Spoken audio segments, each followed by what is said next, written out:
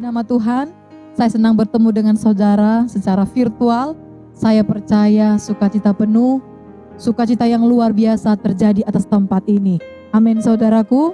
Setiap ujian, bahkan setiap cobaan yang kita hadapi, Tuhan izinkan supaya kita menang menghadapinya. Mari kita berdoa. Tuhan, kembali kami mengucap syukur atas kebaikan-Mu Bapa.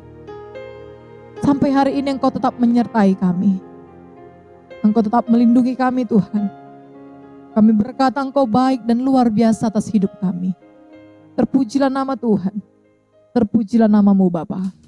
Kami akan memulai ibadah raya kami ini Tuhan. Dalam satu nama yaitu Yesus Kristus. Terima kasih Tuhan Yesus. Haleluya. Syukur bagi-Mu Tuhan. Terima kasih Yesus.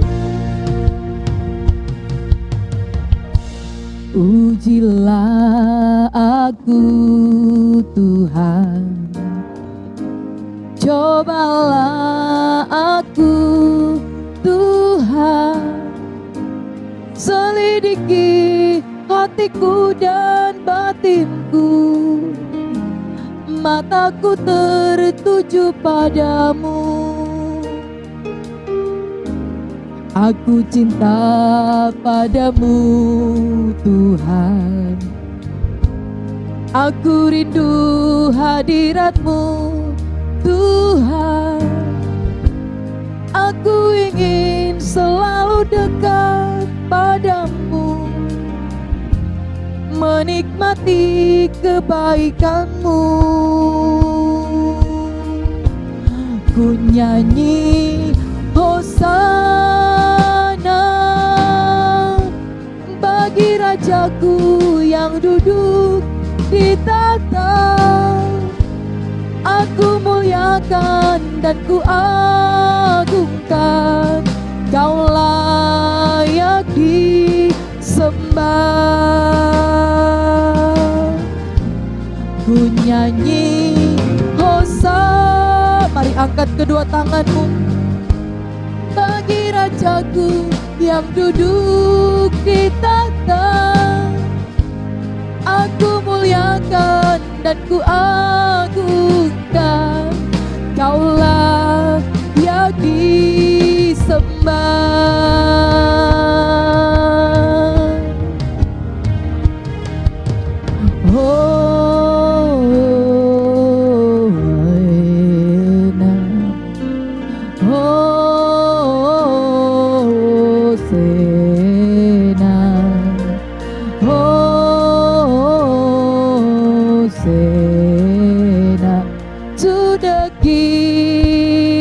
Hosanna to the King, oh, Hosanna,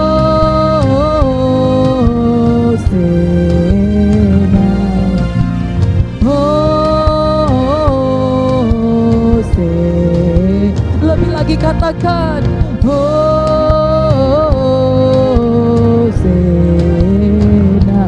to the King. Angkat kedua tanganku, mari angkat tanganmu. Yesus Raja yang berkuasa dan layak disembah. Sekali lagi bertepuk tangan di atas kepala, katakan ku agungkan Yesus Raja, yes Lord, yang berkuasa dan layak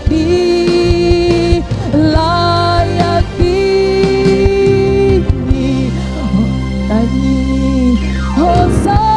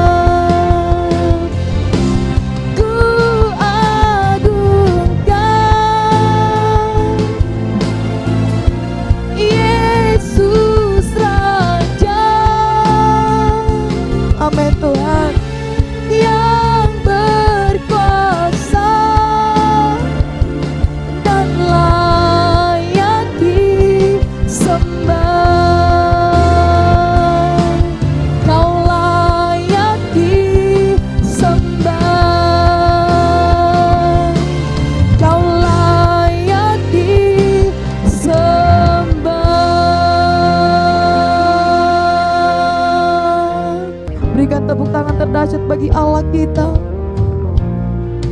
Haleluya.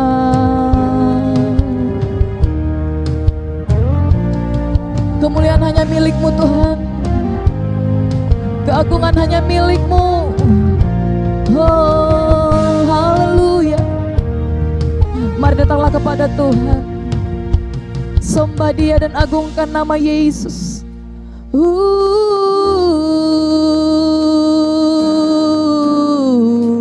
You are my King.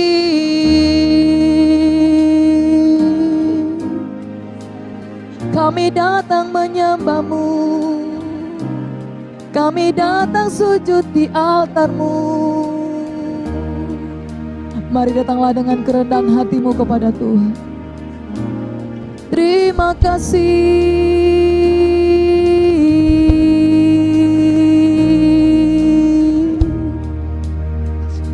Hosana bagimu Tuhan. Hosana bagimu Yesus. Haleluya. Mari tinggikan nama Tuhan. Datanglah kepadanya dengan nyanyian syukur. Mari lebih lagi tinggikan, agungkan nama Yesus.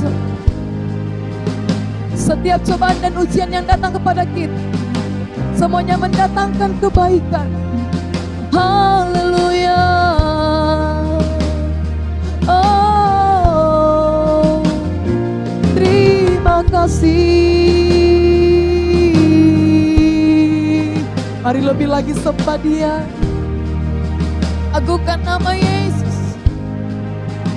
Terpujilah nama-Mu ya Tuhan. Haleluya.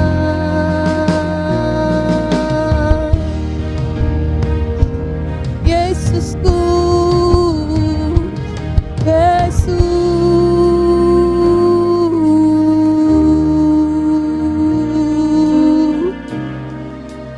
Terima kasih Tuhan. Engkau Allah yang heran. Mari angkat tanganmu tinggi-tinggi di hadapan Tuhan. Terlebih hatimu angkat kepada Tuhan Yesus. Sembah dan agungkan namanya. Sembah dan agungkan nama Yesus. Dia Allah yang perkasa.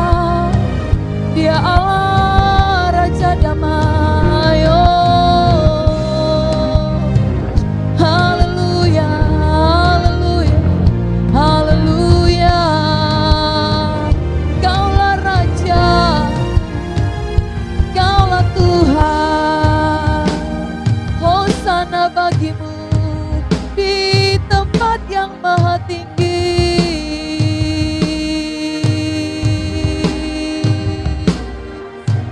Kami agungkan Engkau Tuhan. Kami muliakan nama-Mu.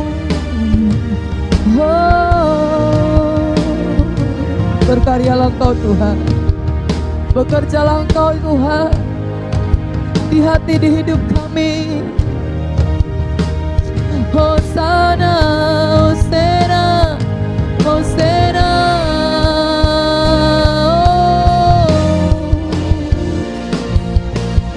Biarlah kami agungkan Engkau Tuhan setinggi-tingginya. Engkau yang berkuasa atas hidup kami. Engkau yang layak disembah.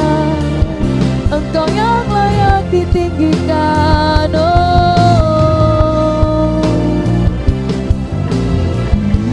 terima kasih Tuhan. Kau luar biasa Tuhan. Sampai Kau menemukan hadirat Tuhan. Haleluya Tuhan Yesus. Muliakan Dia dengan suaramu. Muliakan Dia dengan hatimu. Muliakan Dia dengan suaramu. Datang padanya. Haleluya, haleluya.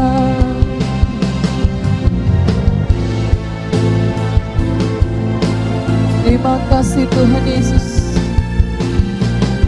Terima kasih Tuhan atas anugerah-Mu. atas kuasa-Mu melingkupi setiap hati kami. Hadirat-Mu mengalir atas tempat ini. Engkau menguasai kami, hati, jiwa, dan pikiran kami. Biarlah Tuhan terus Engkau berkarya dalam hidup kami. Dalam cobaan, dalam ujian sekalipun Tuhan, kami mau menang menghadapinya. Dalam nama Tuhan Yesus kami berdoa. Haleluya, terima kasih Tuhan. Terima kasih Yesus yang baik. Dalam nama Tuhan Yesus. Terima kasih Tuhan. Biarlah pujian kami dan syukur kami hanya kepadamu. Umat Tuhan tetaplah dalam posisi menyembah Dia. Tetap dalam posisi meninggikan Tuhan.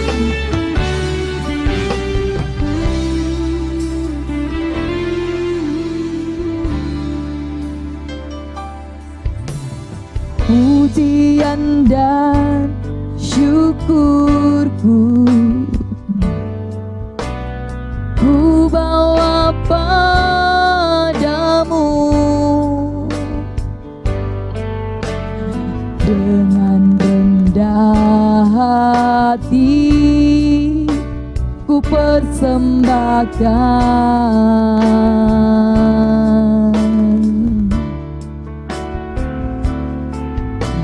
Sadar bila ku ada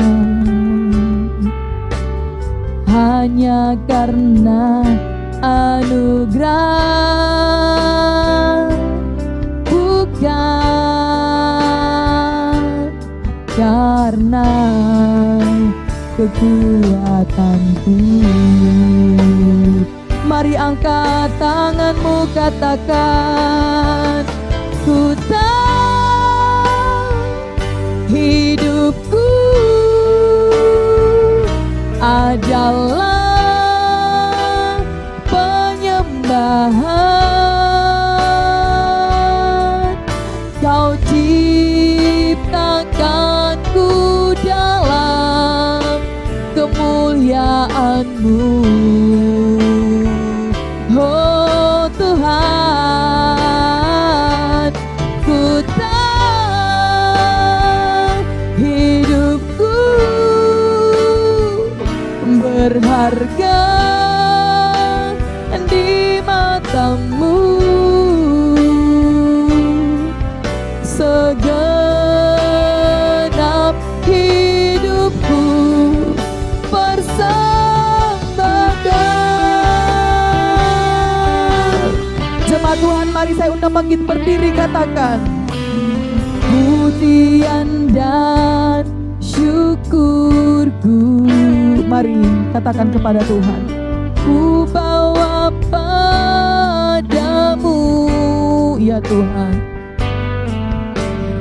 dengan rendah hati ku persembahkan.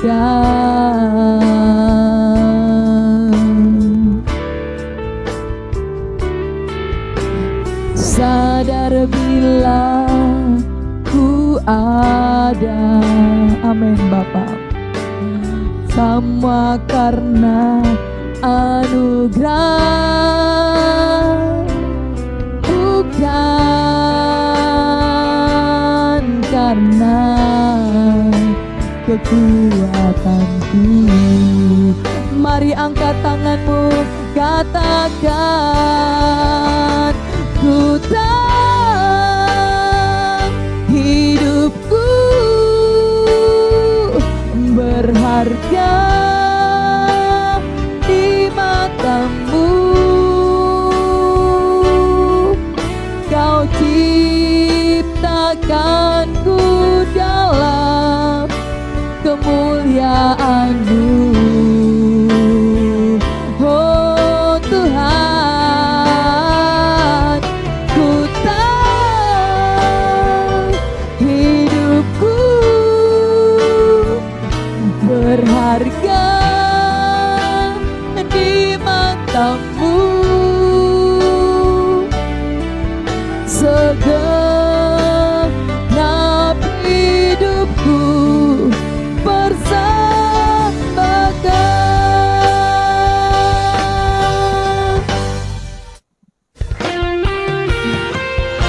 angkat kedua tanganmu tinggi-tinggi di hadapan Tuhan. Biarlah hati kita, hidup kita menyembah Dia. Kita harus sadar bahwa hidup kita adalah penyembahan bagi Yesus. Terima kasih Tuhan. Terima kasih Yesus. Mari angkat tanganmu. Ku tahu hidupku adalah penyembahan. Kau ciptakanku dalam kemuliaan-Mu. Oh Tuhan, ku tahu hidupku berharga di mata-Mu. Segenap hidupku bersembahkan.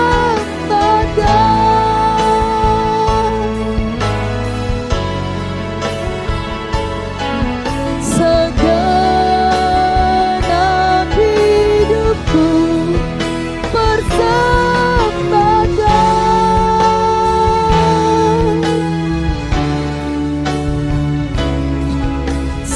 Segenap hidupku bersembahkan. Berikan tepuk tangan terdahsyat bagi Allah kita. Haleluya. Terima kasih Tuhan. Biarlah hidup kami menjadi penyembahan bagi-Mu. Dalam nama Tuhan Yesus. Dalam nama Tuhan Yesus. Terpujilah nama-Mu Bapa. Sebentar kami akan memuji Engkau, bertepuk tangan, bersorak, melompat bagi Raja kami yang hidup. Dalam nama Tuhan Yesus. Saudara yang siap melompat menari bagi Allah kita, bersama-sama kita katakan amin. Sekali lagi kita katakan amin. Sekali lagi mari lihat kiri kanan saudara. Katakan Allah kita dahsyat dan luar biasa. Amin. Haleluya. Saudara siap memuji Tuhan? Saudara siap menari bagi Allah kita? Yang percaya katakan haleluya. Terima kasih Tuhan Yesus. Yuk semuanya kita umat Tuhan. Umat pilihan Tuhan memuji Tuhan. Amin. Bertepuk tangan bagi Yesus. Roh Kudus tercurah di tempat ini. Urapannya yang ajaib memulihkan umatnya. Roh Kudus tercurah bagi gerejanya, membangkitkan umat pilihannya. Roh Kudus tercurah di tempat ini. Urapannya yang ajaib memulihkan umatnya. Roh Kudus tercurah bagi gerejanya, membangkitkan umat pilihannya. Mari katakan hari ini. Hari inilah harinya Tuhan, saat pembebasan tiba. Belenggu dosa telah dipatahkan. Mari bersorak bagi Dia. Katakan, hey, anggur baru tercurah, penuhi umatnya dengan sukacita. Oh, minyak baru tercurah, penuhi umatnya, nyata kuasanya. Mari kita bertepuk tangan bagi Allah kita.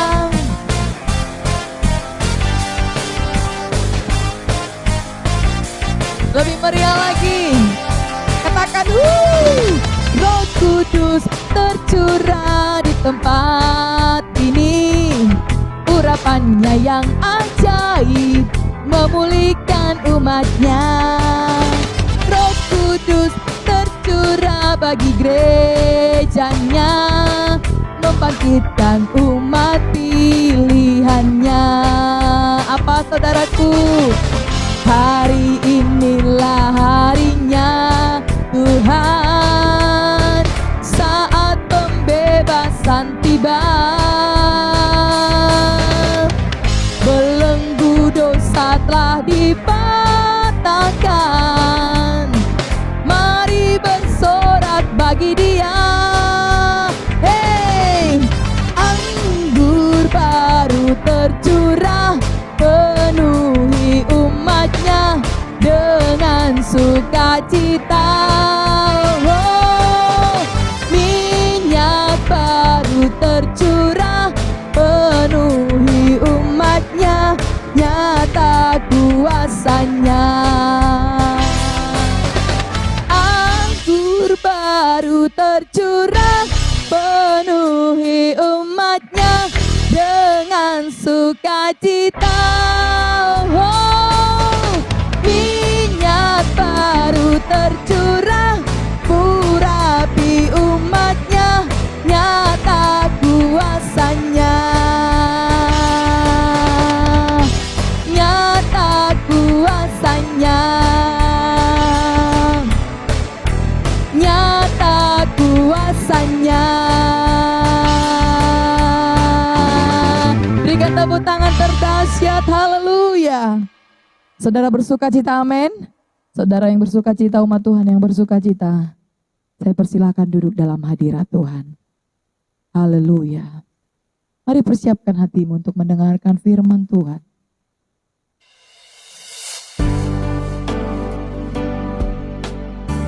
Terima kasih Tuhan Yesus. Biarlah kami tenang bersama dengan Engkau Tuhan.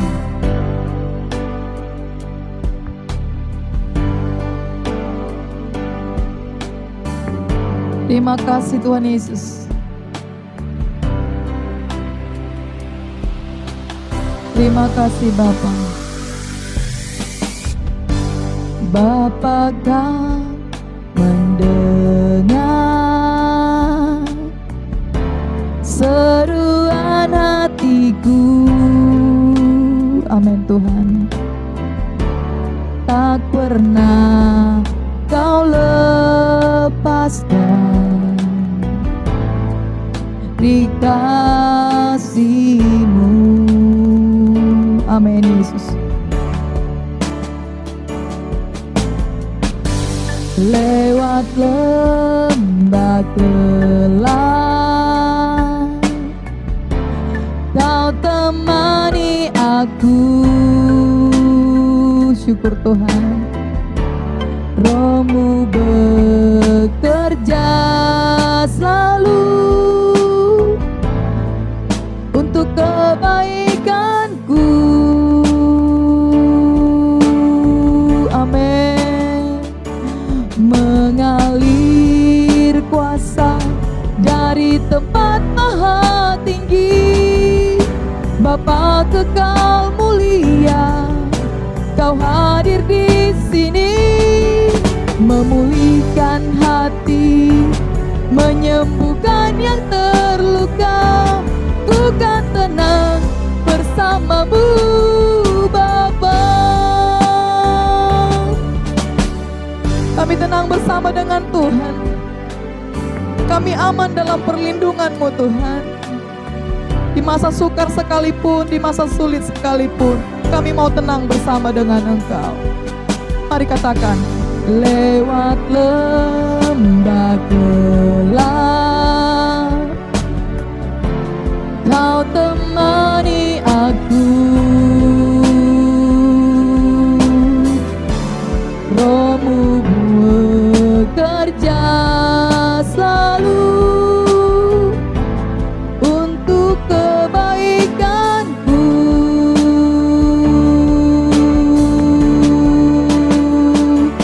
Mengalir kuasa dari tempat maha tinggi, Bapa kekal mulia, Kau hadir di sini, memulihkan hati, menyembuhkan yang terluka. bersamamu Bapa. Mengalir kuasa dari tempat maha tinggi, Bapa kekal mulia, Kau hadir di sini, memulihkan hati, menyembuhkan yang terluka. Ku kan tenang bersamamu Bapa. Memulihkan hati, menyembuhkan yang terluka. Ku kan tenang bersamamu Bapa. Ku kan tenang bersamamu Bapa. Ku kan tenang bersamamu Bapa.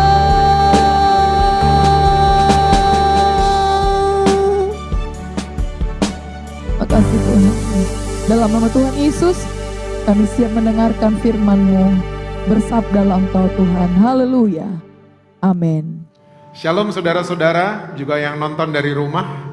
Ya, Tuhan memberkati saudara-saudara. Happy Sunday. Saya percaya kita akan keluar dari masa-masa sulit ini sebagai umat yang lebih daripada pemenang. Amin saudara-saudara. Saudara masih baca Alkitab? Masih percaya Yesus? Jangan sampai enggak itu ya. Oke, kita akan lihat Alkitab kita bersama dari kitab 1 Timotius. 1 Timotius pasalnya yang ketiga, ayatnya yang ke-16.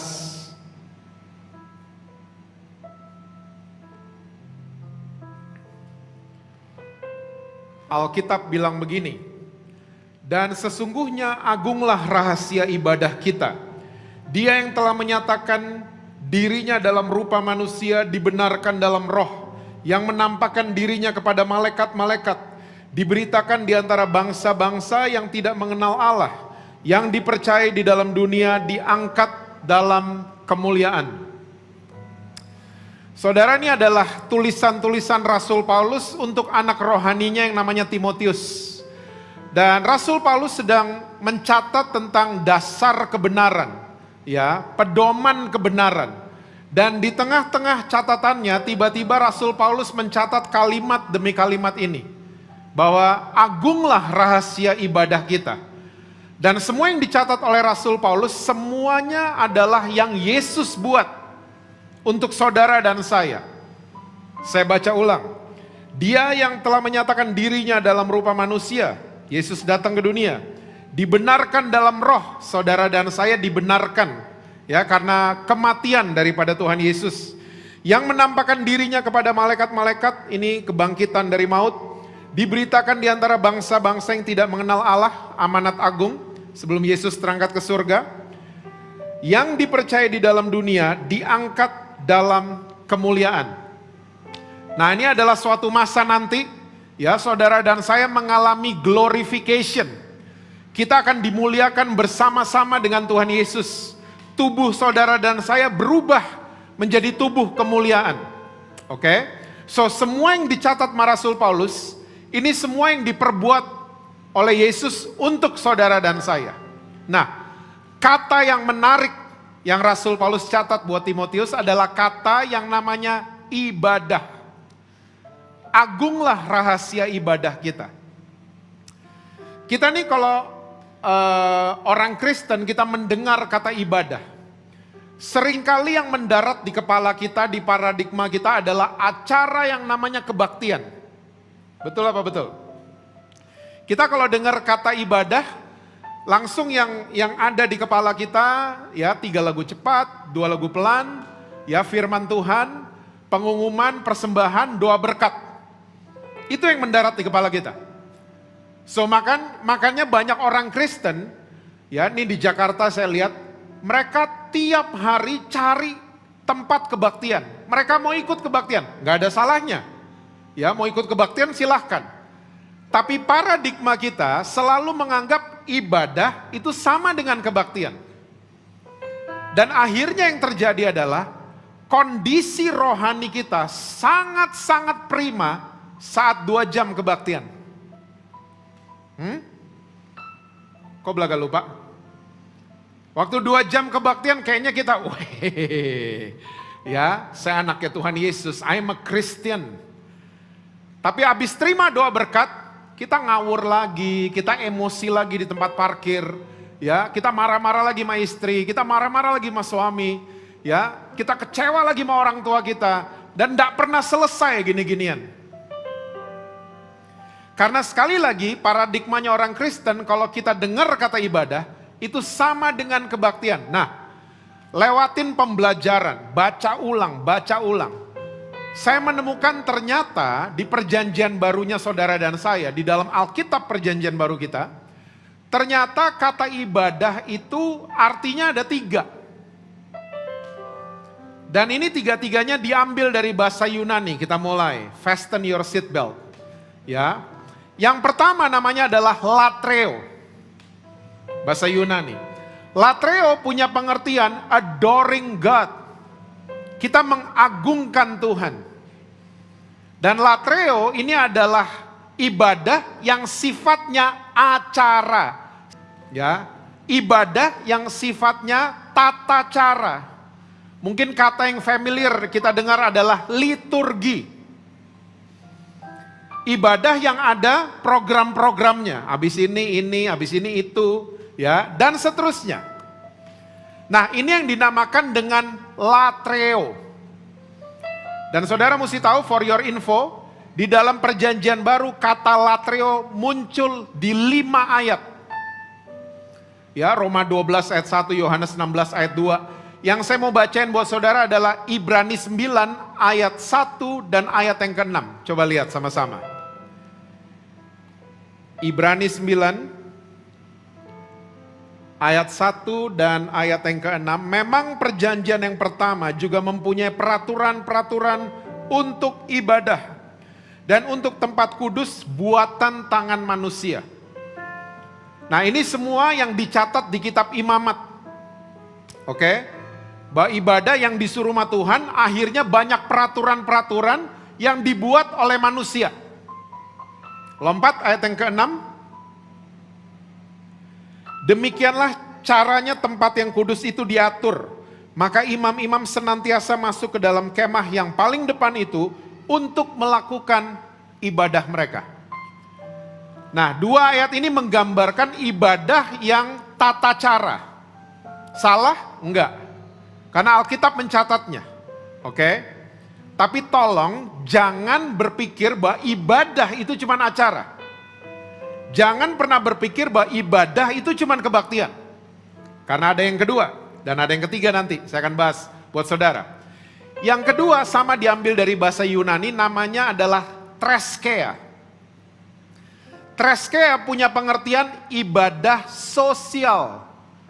Kita membantu orang-orang yang membutuhkan, korban bencana, ya, dan lain sebagainya, orang-orang yang dibuang, orang-orang yang ngalamin kesusahan, dan seterusnya.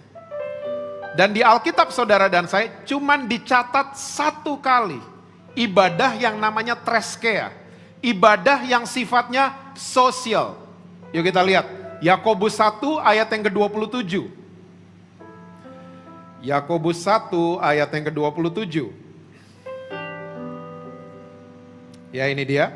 Ibadah yang murni dan yang tak bercacat di hadapan Allah Bapa kita ialah mengunjungi yatim piatu dan janda-janda dalam kesusahan mereka dan menjaga supaya dirinya sendiri tidak dicemarkan oleh dunia. Oke?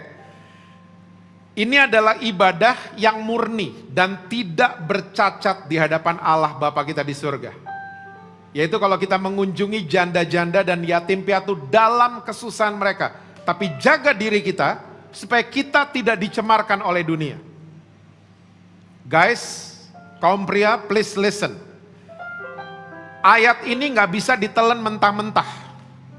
Ya, baru baca ayat ini terus kita langsung musik rumah Yunisara. No. It's a big no-no. Ya, jangan telan ayat ini mentah-mentah. No. Kita harus lihat di saat itu kenapa Yakobus tulis seperti ini. Karena begini, bangsa Yahudi adalah bangsa yang gila sama status. Ini istilah saya, gila status bangsa Yahudi. Apa aja mesti ada status. Makanya Yusuf ketakutan banget karena belum punya status waktu Maria mengandung. Ketakutan Yusuf. Oke? Orang yang mati mesti tunggu 3 hari baru status kematian keluar. Makanya Yesus mati 3 hari. Yesus bisa aja mati cuma 10 jam, cuma 6 jam, bisa. Tapi karena Yesus sedang berada di tengah-tengah bangsa Yahudi, dia ingin membuktikan bahwa, hey, I was dead. Saya mati 3 hari. Nah, orang-orang di bangsa Yahudi yang kehilangan status, mereka akan disingkirkan. Mereka dibuang, mereka ditolak sama masyarakat Yahudi. Nah, istri-istri dan anak-anak yang kehilangan suami, entah karena bercerai hidup atau karena meninggal, atau anak-anak yang kehilangan orang tua karena meninggal atau bercerai, ya, mereka punya gelar baru, janda dan yatim piatu. Dan menurut orang Yahudi, mereka ini adalah kelompok-kelompok yang kehilangan status. Dan kalau mereka udah kehilangan status, apa yang terjadi? Mereka mulai disingkirkan, tidak dianggap lagi. Gak dianggap, ya. Mereka dianggap rendah. Hari ini, janda-janda dan yatim piatu sudah diperhatikan dengan baik. Oke? Tapi orang-orang yang ditolak sama masyarakat masih banyak kan? Masih banyak. So maksudnya Yakobus itu ibadah yang murni dan tidak bercacat celah di hadapan Allah Bapa kita di surga. Kalau kita mengunjungi orang-orang yang dibuang, ditolak sama masyarakat dalam kesusahan mereka. Itu maksudnya James, maksudnya Yakobus itu seperti itu. Hari ini orang yang dibuang, ditolak sama masyarakat, banyak kan? Bukan janda dan yatim piatu, banyak. Orang yang kena HIV, ya, pasangan yang hamil di luar nikah, orang yang ngedrugs dan lain sebagainya. Give them second chance. Kalau mereka ditolak oleh masyarakat, gereja jangan ikut-ikutan nolak. Rangkul mereka dalam kesusahan mereka, tapi jaga supaya kita tidak dicemarkan oleh mereka, justru kita yang mempengaruhi mereka. Nah, ini adalah ibadah yang sifatnya sosial.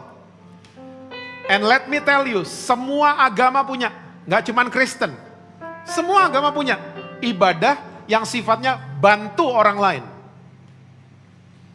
Pertanyaannya sekarang, nah, kata ibadah yang ditulis Rasul Paulus untuk Timotius itu apa? Latreo bukan. Treskea bukan. Tapi kata ibadah yang dicatat Rasul Paulus buat Timotius, bahasa Yunaninya adalah eusebia. Kalau saudara lihat Alkitab bahasa Inggris, terjemahannya adalah godliness. Atau terjemahan lainnya Christ image atau Christ like. Bahasa Indonesianya kesalehan, menjadi serupa dengan Kristus. Nah, ini ibadah kayak gini, ini adalah ibadah level tertinggi. Halo? Saudara boleh rajin kebaktian, saudara boleh nyumbang sana sini, silahkan. Latreo dan Treskea. Tapi eusebia, karakter kita berubah menjadi seperti Kristus, itu yang paling penting. Abis terima doa berkat di acara yang namanya kebaktian, keluar dari pintu sana, saudara mulai melakukan ibadah yang merubah karakter saya. Kalau saya masih gak sabaran, masih kepahitan, gampang tersinggung, please Tuhan, rubah saya. Nah, ibadah seperti ini terus menerus. Dan ini yang paling penting. Percayalah, saya udah capek ngelihat orang yang rajin kebaktian, rajin pelayanan, rajin nyumbang sana sini, bantuin orang susah, tapi karakternya nol. Pukul istri, pukul suami, pukul anak-anak, bohongin pasangan, dan seterusnya. Karakternya nol besar. Udah capek saya lihat gini-ginian. Tapi ini yang terjadi. Kalau mau ibadah latreo tadi, ibadah acara, preparingnya. Saudara kadang-kadang mesti lihat multimedia roomnya mereka. Hektik. Demi apa? Yang nonton online dan saudara yang hadir onsite, semuanya nyaman. Mereka upgrade semuanya. Saya salut banget. Gak apa-apa banget. Tapi yang lebih penting, kita upgrade karakter kita. Lumayan yang amin ada 2. Itu yang paling penting, di-upgrade karakter kita. Saudara tahu tanah perjanjian waktu bangsa Israel lagi keluar dari Mesir, tanah perjanjian mereka namanya Kanaan. Ya, the land of milk and honey. Ya, tanah dari madu dan susu. Dan semua serba jasmani yang dipenuhi. Tapi tahukah saudara di perjanjian baru, our promised land, tanah perjanjian saudara dan saya, goalnya orang Kristen adalah jadi serupa dengan Kristus. Itu goalnya kita. Pak, dapat rumah gak boleh? Boleh. Mobil silahkan, tapi itu bonus, itu bukan goal. Bonus. Dan jangan pernah fokus sama bonus. Don't do that anymore. Saudara kalau ke Kedung Doro, ada kue Tio Medan namanya apeng. My favorite. Saudara kalau beli mie keriting, dapat bonus acar. Makan, enak. Besok saudara balik ke apeng, saudara di pintu bilang gini, bagi acarnya doang dong, gak boleh. Beli mie-nya dulu. Karena acar cuman bonus. Fokus kepada mie keriting. Beli mobil dapat payung. Payung tuh bonus. Yang dibawa ke bengkel mobil bukan payung. Jangan fokus sama bonus. Apapun yang Tuhan kasih, tetap fokus sama kebenaran dan kerajaan sorga. Jangan gagal fokus jadi orang Kristen. Dan kalau kita fokus sama kebenaran, kita akan, goal kita berubah. Kita pengen jadi serupa dengan Kristus. Saudara gak lupa kan? Saudara dan saya, kita diciptakan dari Kejadian 1. Menurut gambar dan rupa Tuhan. Itu, kita diciptakan untuk itu. Nah, pembahasan tentang Christ image. Ya, pembahasan tentang menjadi serupa dengan Kristus itu banyak banget. Adalah menjadi serupa dengan Kristus dalam hal terang dan garam. Ini mulai lupa nih orang-orang Kristen. Dan saya setahun belakangan ini saya lagi ditegur, lagi dibukakan kembali tentang terang dan garam. Terang itu sumber solusi, bukan sumber masalah. Betul apa betul? Saudara kehilangan kunci mobil di ruangan gelap. Apakah saudara terus cari itu kunci mobil?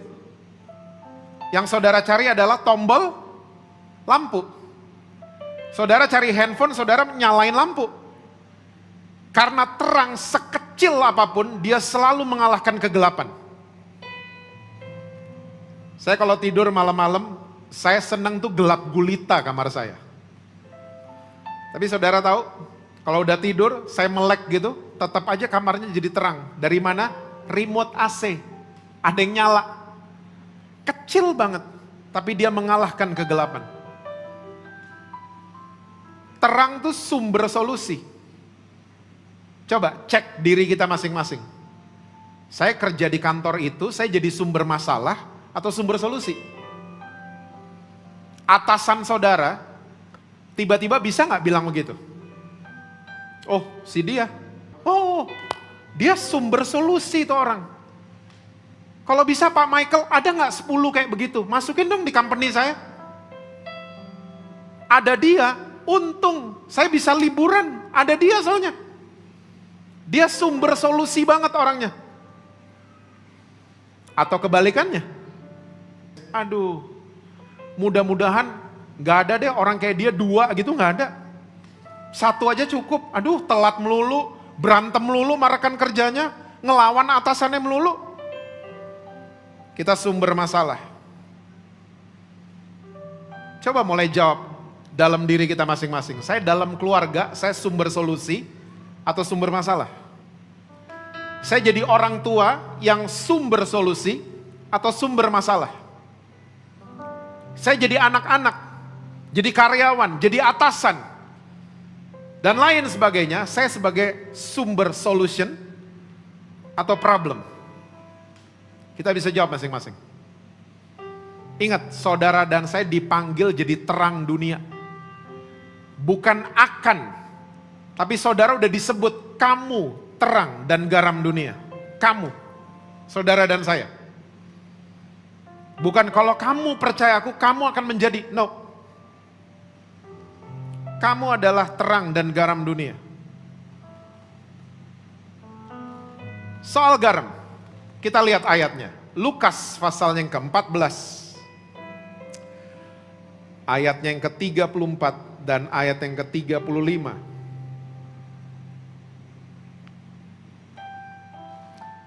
Lukas 14 ayat 34 dan 35.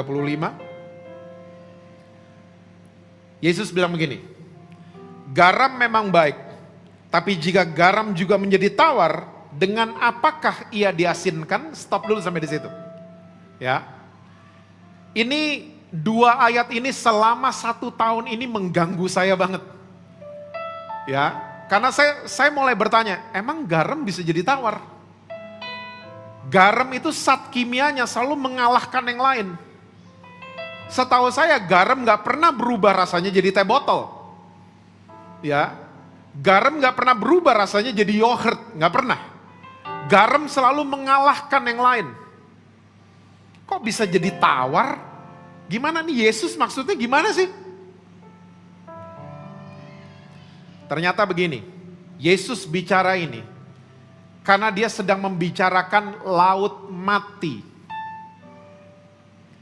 Laut mati, garam dari laut mati, itu kadar garamnya tinggi banget karena dia banyak mineral yang lain di dalamnya. Saking tingginya kadar garam di laut mati, tidak ada kehidupan. Mati semua yang di situ. Sumbernya sama, Sungai Yordan, Jordan River. Ya. Waktu sampai muara, kanan belok ke laut mati, kiri ke Danau Galilea. Sumbernya sama. Tapi saya mau tanya sama saudara, mungkin saudara pernah dengar, nelayan mancing ikan di Galilea apa di laut mati? Galilea. Laut mati nggak ada kehidupan. Saking tinggi kadar garamnya karena terlalu banyak mineral. Nah, orang di zaman itu kalau mereka mau mengolah garam menjadi garam yang kering, ya, mereka harus mengolah dengan benar karena banyak campuran mineral yang lain. Nah, kalau mengolahnya salah dan mineralnya kena air laut mati lagi, oke? Mineral itu bisa terbawa lagi ke laut mati dan benar, garam itu jadi tawar. Dan kalau udah jadi tawar, mau diasinin lagi udah gak bisa. Makanya Yesus kasih tanda tanya, dengan apakah dia bisa diasinkan kembali? Udah gak bisa. Alias apa? Useless, jadi gak berguna. Jadi gak berguna. Nah, ngolahnya mesti benar. Nah, masalahnya orang Kristen hari ini, kita seperti laut mati. Ya, kita kayak laut mati. Pertanyaannya kita bisa jawab masing-masing. Waktu orang datang ke kumpulan saudara, mereka mendapatkan kehidupan atau kematian. Jangan sampai orang datang ke gereja, mereka menemukan kematian rohani. Mereka gak mendapatkan kehidupan yang sejati. Gak more alive. Nah, banyak gereja di Jakarta dan di kota-kota lain itu udah seperti itu, kayak laut mati keadaannya. Dan orang yang ngumpul garam itu cuman digaram plastik. Useless. Garam mesti disebar, bukan dikumpulin di plastik. Makanya konsep ibadah malam hari ini di-upgrade. Jangan pikir ibadah itu cuman kumpul kebaktian. Karena ada arti-arti ibadah yang lain. Nah, ingat goal kita, jadi serupa dengan Kristus. Oke? Garam itu harus useful. Lanjut ayat selanjutnya. Ayat 35. Tidak ada lagi gunanya baik untuk apa saudara? Ladang maupun untuk pupuk, dan orang membuangnya saja. Siapa mempunyai telinga untuk mendengar, hendaklah ia mendengar. Nah, ternyata selama 1 tahun ini saya belajar, oh Alkitab tuh gak pernah tulis, you are the salt of your kitchen. Kamu adalah garam dapur, gak pernah. Yang Alkitab catat adalah you are the salt of the earth. Kamu adalah garam dari bumi ini. Sebenarnya terjemahan yang tepat adalah kamu adalah garam tanah. Itu terjemahan yang tepat. Makanya Yesus ngomongnya gini, gunanya garam itu untuk ladang dan pupuk. Oke, kita mulai dari ladang dulu. Bangsa-bangsa zaman dulu, apalagi bangsa Romawi, mereka kalau perang, dibunuh orang-orang di kota musuh mereka. Dan kalau semua sudah habis, mereka punya katapel raksasa. Bukan ditaruh bom, tapi ditaruh garam. Ditembak ke kota musuh. Garam, tontonan, puing, dilempar. Untuk apa? Tujuannya apa? Supaya waktu garam mendarat di tanah kota musuh, bang! Tanah kota musuh mereka itu jadi unproductive. Tanah mereka tidak subur lagi. Tidak subur lagi. Dan gak bisa numbuh apa-apa. Dan mereka mulai kehilangan penghasilan dan lain sebagainya. Dan kerajaan Romawi sampai abad keempat masih melakukan cara ini. Kalau ngerebut kota musuh, ditembak garam. Kalau semuanya udah kerebut. Dan ternyata di Alkitab ada ayat yang mencatat soal ini. Coba buka. Hakim-Hakim 9, ayatnya yang ke-45. Saya kebetulan seneng banget koleksi cerita-cerita perang dan saya freak banget baca cerita-cerita perang karena keren banget menurut saya.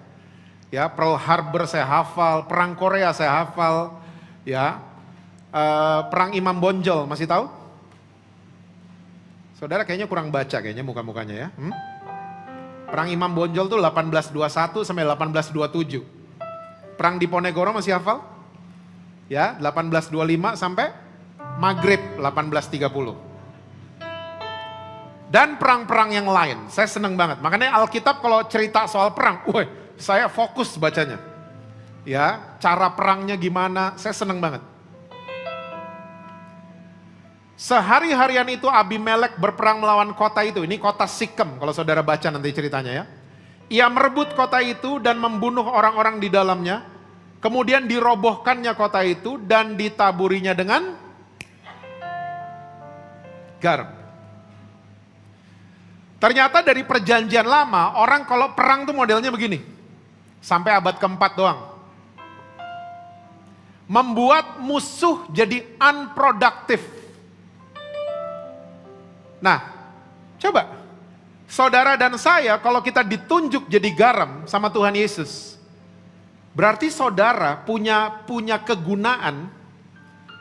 Saudara itu ternyata ada di kantor saudara, ada di pabrik, ada di toko saudara, ada di restoran saudara, untuk membuat kerajaan kegelapan jadi unproductive. Yang setuju bilang amin. Saudara ada di kampus saudara, untuk membuat kerajaan kegelapan jadi unproductive. Membuat musuh jadi tidak produktif. Karena ada saudara, ya, korupsi hilang di kantor saudara. Karena ada saudara, perselingkuhan jadi nol di kantor saudara.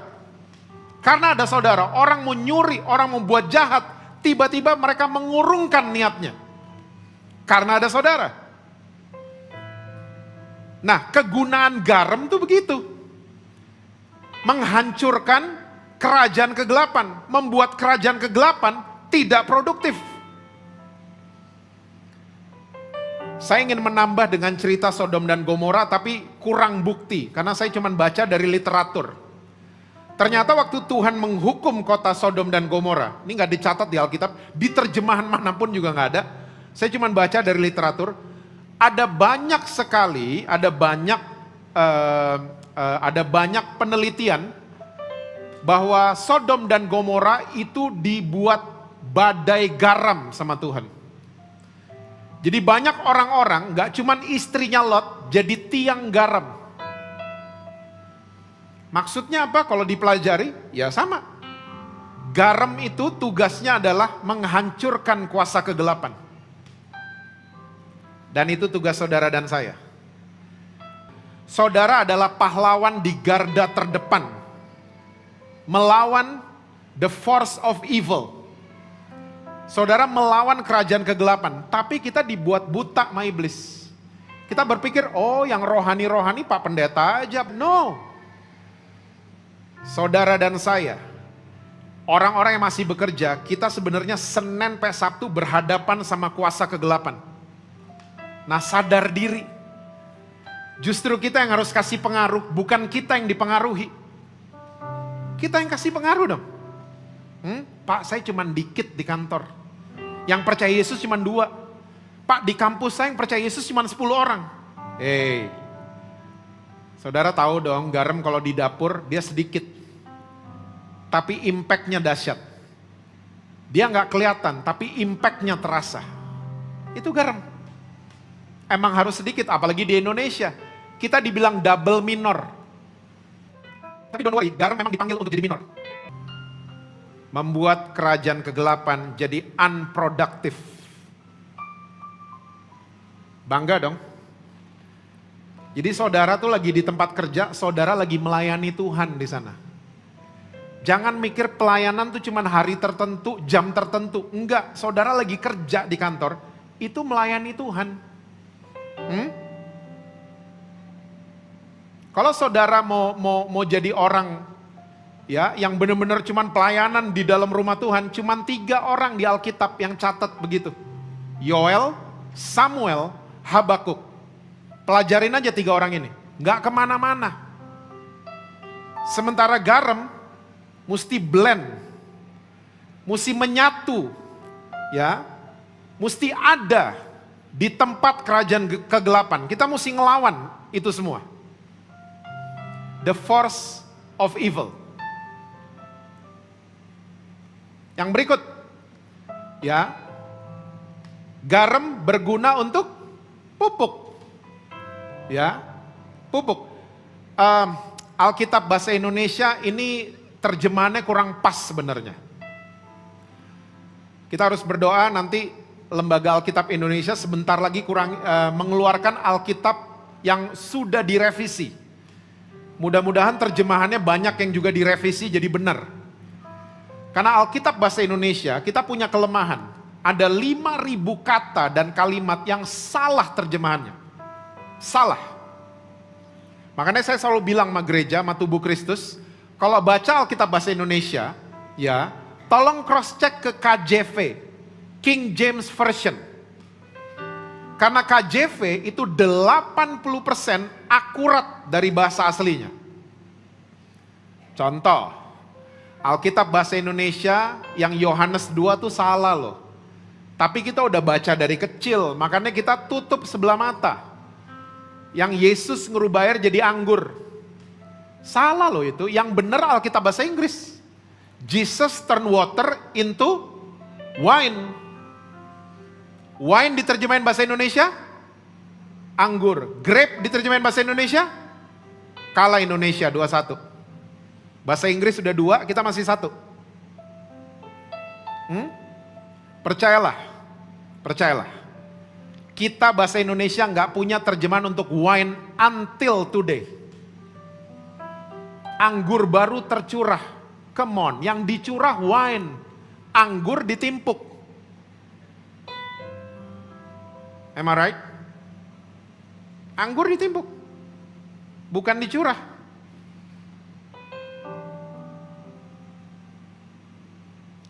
Bahasa Indonesia, kenapa kayak begini? Karena kita nih, kosakata kita terlalu sedikit.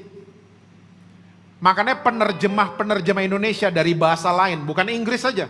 Mereka kesulitan memilih kata yang tepat. Kesulitan. Bahasa Indonesia yang menang sama bahasa Inggris itu cuma satu. Menangnya telak lagi, 3-1. Padi, beras, nasi. Bahasa Inggrisnya rice. Ini doang yang kita menang.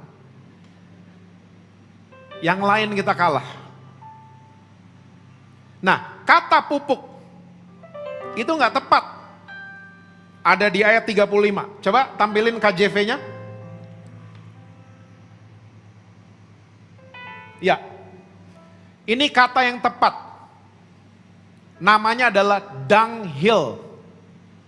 Kelihatan di layar? Dunghill. Dunghill bahasa Indonesianya adalah kumpulan kotoran hewan. Bahasa Inggrisnya dunghill. So ini adalah bahan dasar membuat pupuk. Jadi belum jadi pupuk.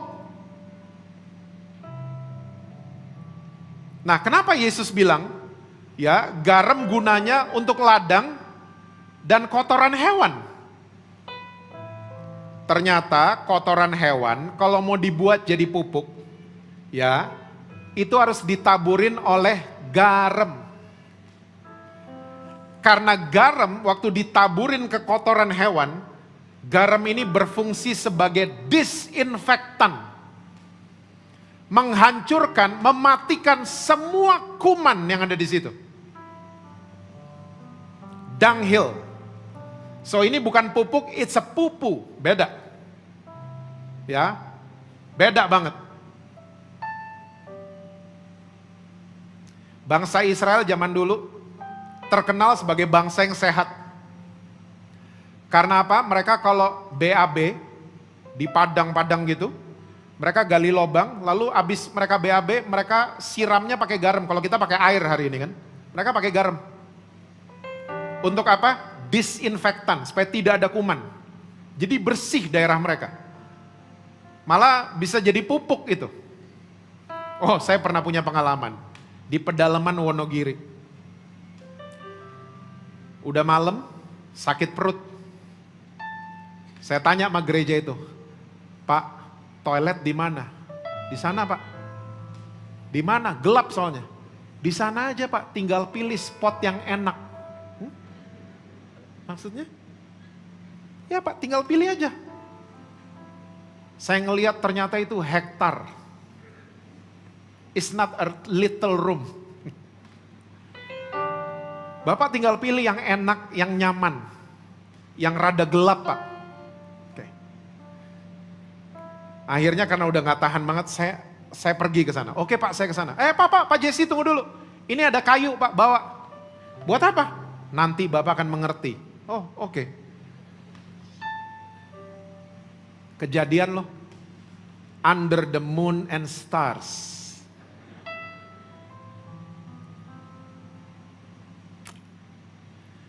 Dan waktu itu lagi berjalan, ada suara di belakang saya.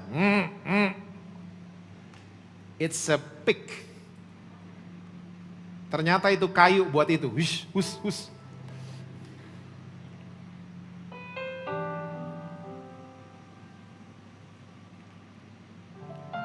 Dan di pedalaman Wonogiri itu ternyata mereka mirip sama Israel.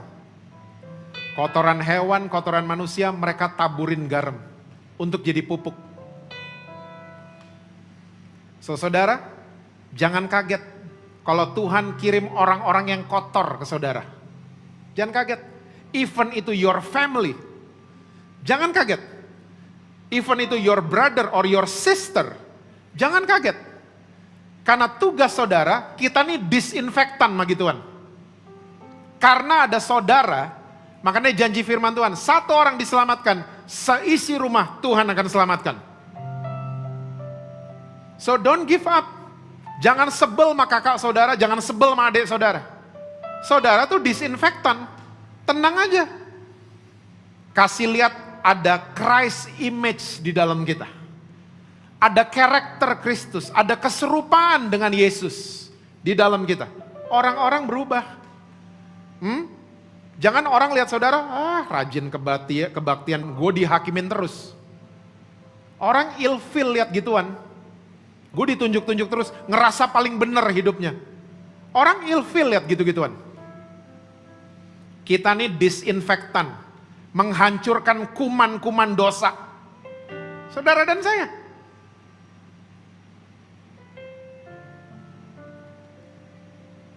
Saya percaya satu hari nanti saudara akan lihat banyak perubahan di orang-orang sekitar saudara. Asal paradigma kita berubah tentang ibadah. Jadilah terang dan garam yang sejati. Saya percaya orang yang tadinya kotoran akan jadi pupuk berguna nantinya. Mungkin dia adik saudara. Kelihatannya dia sampah kotoran masyarakat. Tapi one day karena ada disinfektan saudara dan saya. Adik saudara, kakak saudara, mereka akan jadi orang yang berguna, jadi pupuk untuk menyuburkan yang lain. Barang siapa bertelinga, hendaklah ia mendengar, kata Yesus. Saya akan tutup dengan cerita soal McDonald dan MTV. McDonald masuk Indonesia itu tahun 1991 di Gedung Sarinah, Jakarta. McDonald. Sampai hari ini, saya agak lemah matematika. Ya. Sampai hari ini udah berapa puluh tahun? Kalau saudara ke beberapa daerah di Indonesia, saudara bikin burger sendiri. Ya. Roti, daging roti. Orang-orang Indonesia akan ngomong gini, McD. Ya, kalau kita foto, ya mereka bilangnya McD, M-E-K-D-I, McD ya, gitu. Bukan saya bikin sendiri, enggak tuh McD. Image-nya orang Indonesia, kalau lihat roti, daging roti, McD. Sampai anak-anak lihat huruf M warna kuning melengkung, McD. Anak-anak Indonesia. Baru berapa puluh tahun di Indonesia. MTV juga sama. MTV lebih muda, tahun 95 masuk Indonesia. Saya nggak akan lupa John Bon Jovi dan Richie Sambora datang untuk launching MTV Indonesia. Datang di Jakarta. Sampai hari ini masih muda, relatif muda MTV. Tapi kalau MTV goes to campus, jual tiket, sold out tiketnya. Gereja bikin acara, undang artis gini gono-gono, gak ada yang mau datang di Jakarta. Gratis padahal, gak ada yang mau datang. Saya berpikir selama 1 tahun ini, why? Kenapa? Saya ketemu jawabannya. McDonald, dia masuk Indonesia, dia survei. Oh, orang Indonesia senang makan nasi. Marilah jualan paket nasi. McDonald Jepang gak jualan nasi. McDonald Belanda tidak jual nasi.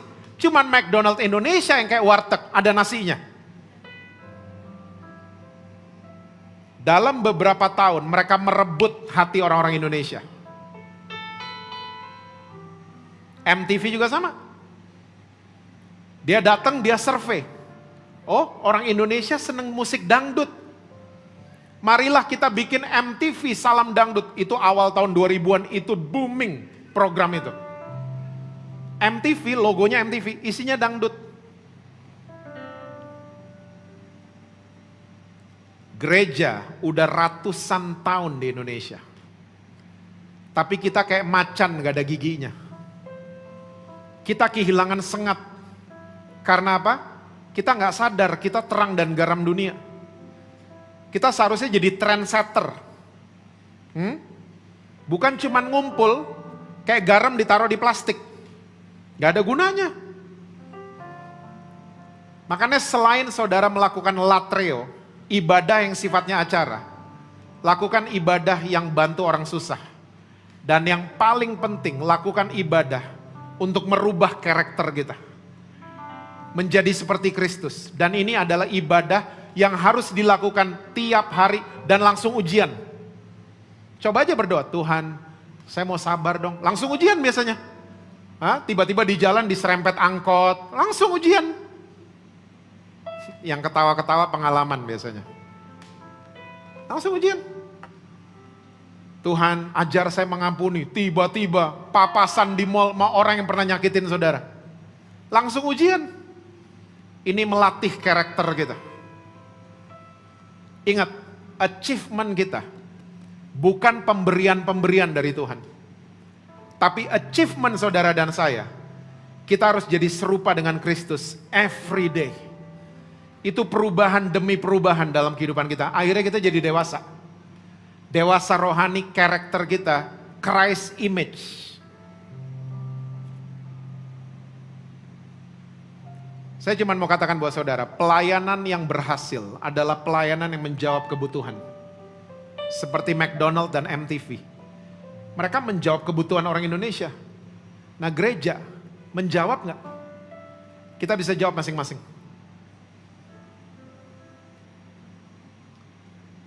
Sekali lagi saudara, saudara sudah ditunjuk sama Tuhan Yesus, saudara dan saya adalah garam dan terang dunia. Saudara menghancurkan potensi musuh, dan saudara adalah disinfektan untuk kuman-kuman dosa. Dan saya percaya kalau kita mulai melakukan fungsi kita mulai useful, jadi orang Kristen yang berguna. Saya percaya, sekali lagi, keluarga saudara akan berubah. Adik saudara berubah, kakak saudara berubah, laki saudara berubah, suami saudara berubah. Saudara akan lihat perubahan demi perubahan yang dahsyat depan mata saudara. Amin saudara-saudara. Saya percaya kalau saudara mulai menjalankan ibadah yang Eusebia setiap hari, saudara juga akan amazed sama Tuhan Yesus. Kita akan, loh kok saya sabar ya sekarang? Dulu saya gak sabar loh.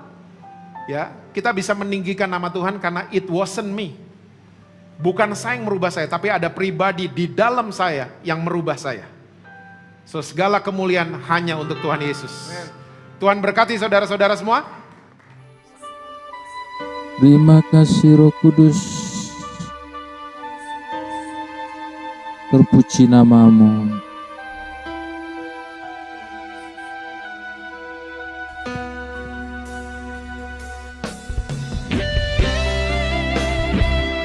Terima kasih Tuhan.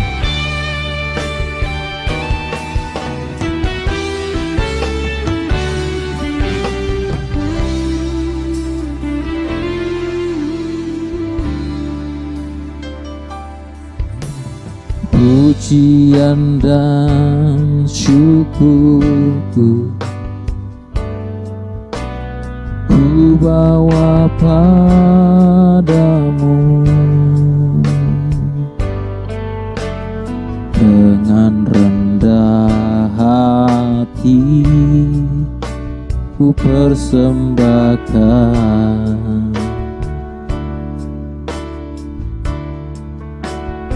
Sadar bila ku ada hanya karena anugerah, bukan karena kekuatanku.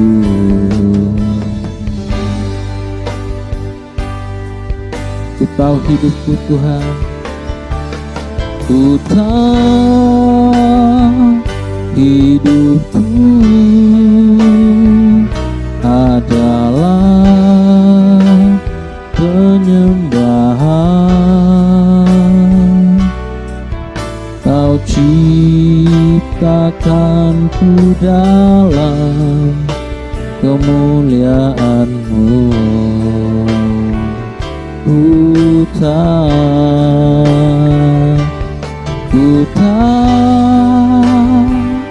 hidupku berharga di mata-Mu. Segenap hidupku persembahkan. Katakan dari awal, pujian dan syukurku, pujian dan syukurku ku bawa padamu. Dengan rendah hati ku persembahkan, sadar bila ku ada semua karena anugerah, bukan karena kekuatanku. Ku tahu hidupku Tuhan, ku tahu hidupku adalah penyembahan. Kau ciptakanku dalam kemuliaan-Mu. Ku tahu Tuhan, ku tahu hidupku berharga di mata-Mu. Segenap hidupku persembahkan.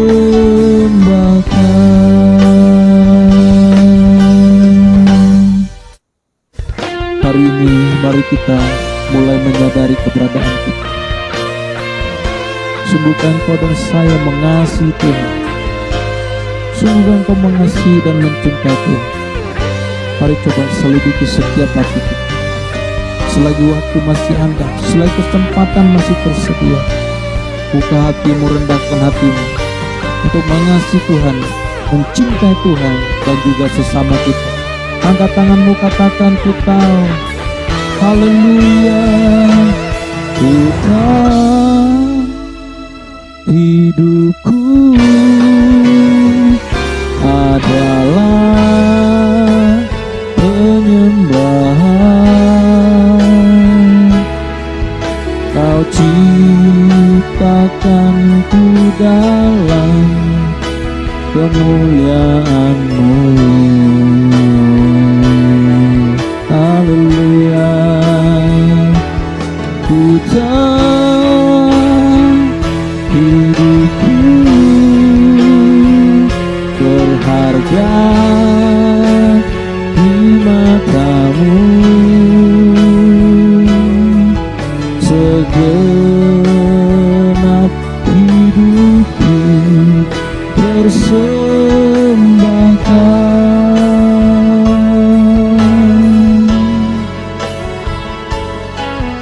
Segenap hidupku persembahkan.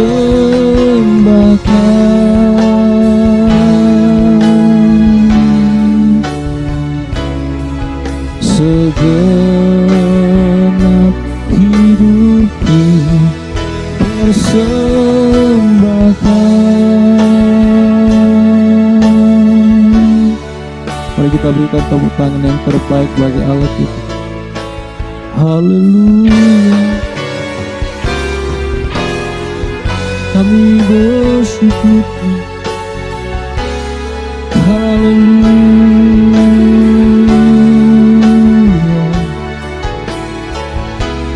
Kami memuji-Mu. Mari sembah Dia, adukan. Terima kasih.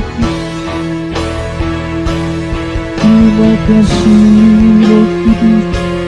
Haleluya.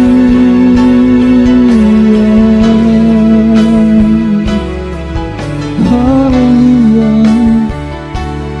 Haleluya. Sungguh kami Bapa merindukan lawatan-Mu, jamahan-Mu untuk mengubah dan memulihkan setiap kami. Kami percaya Tuhan, Engkau hadir di tempat ini, Engkau hadir di hati kami, Engkau melawat kami, Engkau mengubah kami. Terima kasih Tuhan,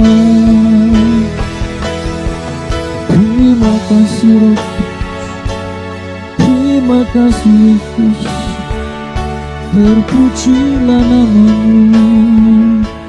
Terima kasih Bapa yang baik, kami bersyukur pada saat hari ini atas semua kemurahan dan kebaikan-Mu bagi kami. Kami percaya seluruh umat-Mu diubah, diberkati dan dilawat. Di doa kami Tuhan, sebentar kami akan berikan persembahan kami. Kami mau memberikan yang terbaik bagi Tuhan. Berkati setiap persembahan yang kami berikan, baik persembahan persepuluhan, ucapan syukur, bahkan juga ya Tuhan, persembahan mingguan. Tuhan menolong dan Tuhan memberkati. Sebagai bentuk cinta kasih kami kepadamu, kami melakukannya dengan tulus. Ini doa kami Bapa. Dalam nama Yesus kami doa dan kami akan berikan persembahan kami. Haleluya. Kita yang siap memberikan persembahan bersama katakan amin. Baik saudaraku yang dikasihi oleh Tuhan, kami ucapkan selamat beribadah kepada seluruh jemaat Tuhan, khususnya yang tergembala di GBI City dimanapun saudara berada, baik yang ada di rumah bahkan yang di gereja. Kami ucapkan selamat hari Minggu. Tuhan Yesus memberkati kita sekalian. Dan beberapa pengumuman bagi kita. Yang pertama, ibadah kita adakan setiap hari Minggu jam 10 pagi. Kami mengharapkan kepada seluruh jemaat yang ingin beribadah untuk mendaftarkan diri kepada para pelayan supaya bisa menyesuaikannya kepada kapasitas ruangan atau tempat duduk yang disediakan. Saya berharap sekali lagi untuk mendaftarkan diri dan juga tetap mengikuti SOP, yaitu memakai masker, menjaga jarak, bahkan juga mencuci tangan atau memakai hand sanitizer. Dan saya berharap semua kita boleh memaklumi apa yang sedang terjadi pada saat ini, khususnya pembatasan kapasitas ruangan kita. Dan saya berharap juga tetap diinformasikan pada teman-teman kita yang lain supaya mereka juga bisa beribadah bersama. Kalau tidak ibadah di gereja, boleh beribadah di rumah. Terakhir kami ucapkan terima kasih kepada seluruh jemaat bahkan pelayan yang mendukung pelayanan kita, khususnya lewat pengembalian persepuluhan, ucapan syukur, bahkan persembahan mingguan. Doa kami, apa yang saudara tabur, kelak saudara tuai. Dan saya berharap terus berdoa, terus mendukung pelayanan kita supaya tidak terkendala dalam biaya-biaya operasional yang kita pergunakan demi kelancaran pelayanan kita. Dan dukung channel kita juga, yaitu GBI City, channel YouTube GBI City. Silakan di like, di subscribe, share, supaya semakin banyak orang yang diberkati melalui channel ini. Inilah pengumuman bagi kita pada saat hari ini. Tuhan memberkati kita. Dan mari kita bangkit beri bersama-sama, kita akan terima doa berkat.